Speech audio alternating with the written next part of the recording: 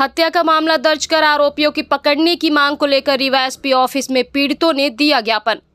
रीवा के SP office पहुंचे पीड़ितों ने ज्ञापन देते हुए मीडिया को बताया कि आरोपी सुधीर चौधरी पीड़ित के परिवार के लड़के हेमराज साकेत को दिनांक 3/7/24 को अपने मोटरसाइकिल में बिठाकर हंडिया सोनवर्षा गया था तथा हंडिया सोनवर्षा से अपने मौसी के लड़के को लेकर वापस घर आए थे और पंजाबी ढाबा के पास रात्रि में हेमराज साकेत की हत्या कर दिए थे, जिसकी सूचना पीड़ित को किसी प्रकार से नहीं हुई थी। बाद में पता चला कि हेमराज सड़क के किनारे पंजाबी ढाबा के पास बेहोशी हालत में पड़ा था, जिसे 108 एम्बुलेंस से बेहोशी हालत में गंगेव अस्पताल ले आया गया था। अस्पताल पहुंचने के पहले ही हेमराज की मृत्यु हो गई थी।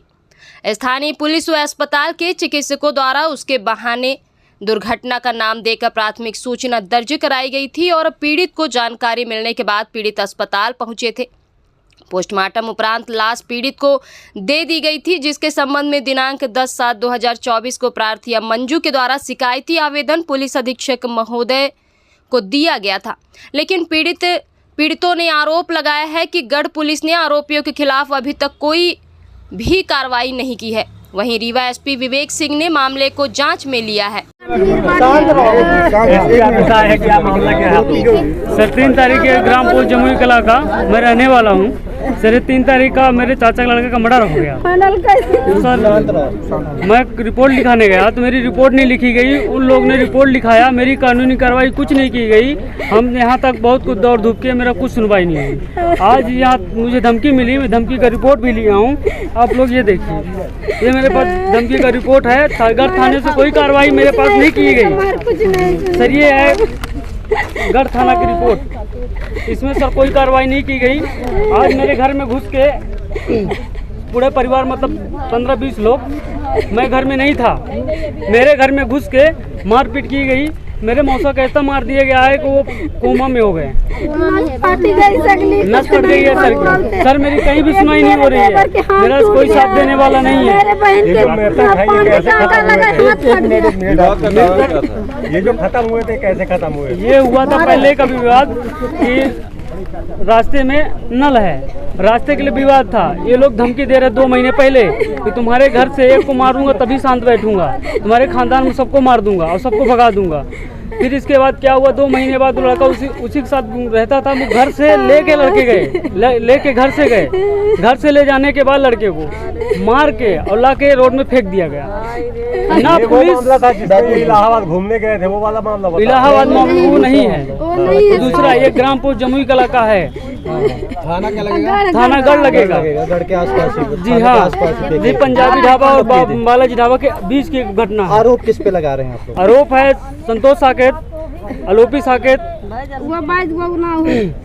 सुधीर उसका विश्वनाथ नाम है। उसके बाद सुधीर चौधरी जो है गुनहगार, वो लड़का ले गया था बुला के, मेरे चाचा के लड़के का वो बुला के ले गया था।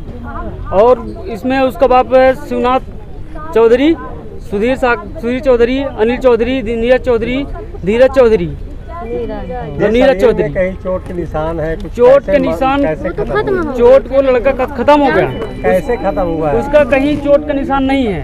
प्लस यहाँ मारा गया है, यहाँ पर मारा गया है, यहाँ चूल्हा मारा गया है यहाँ पर। आज तक ना पुलिस मौका वारदात में ना कुछ मुआयना करने गई, ना मेरे घर आई, कोई कुछ मतलब नहीं। बोले कि तुम्हारी छानबीन चल रही है और मुझे झोटी दिलासा देके मतलब घर में मैं डेली 3-4 घंटा इसको वेट करूँ। ये आ रहे हैं साहब, वो आ रहे हैं साहब। आप लोग एसपी साहब से? हम ये चाहते हैं कि मेरा न्याय हो, जो सत्य है वो सामने आए। हमारे देवर के हाथ तोड़ दिया। उसका मृतक का नाम हेमराज साकेत, उनके पिता का नाम सरजो साकेत, मम्मी का नाम मंजू साकेत। कोई घायल भी है क्या? हाँ अभी मार दिए हैं, कल का मारा हुआ है वो घर में घुस के। कल फिर मारे हैं? जी हाँ, वो पहले भी धमकी दे, उसके पास मेरे पास वीडियो भी है, प्रूफ भी है। और जो ये जहाँ ये कांड हुआ है वहाँ भी प्रूफ है कि पुलिस वहाँ मुआयना करने गई ही नहीं। और न घर सब नंबर लगा रहे साहब रात के, तो नहीं। मेरा नाम नीरज कुमार साकेत है जी। और कल की घटना ये है कि ये लोग एक करीब 10-15 दिन पहले एक एक्सीडेंट हुआ था और जिसमें परिजनों ने कहा था कि उनको संदेह है कि जो साथ में उनके सवार थे एक्सीडेंट जो चालक थे और जो बाकी पीछे बैठे 3 लोग उस मोटरसाइकिल सवार थे, उन लोग ने साजिशवश ये इसको हत्या को एक्सीडेंट किया है। तो जिसके संबंध में उसकी जांच चल रही थी।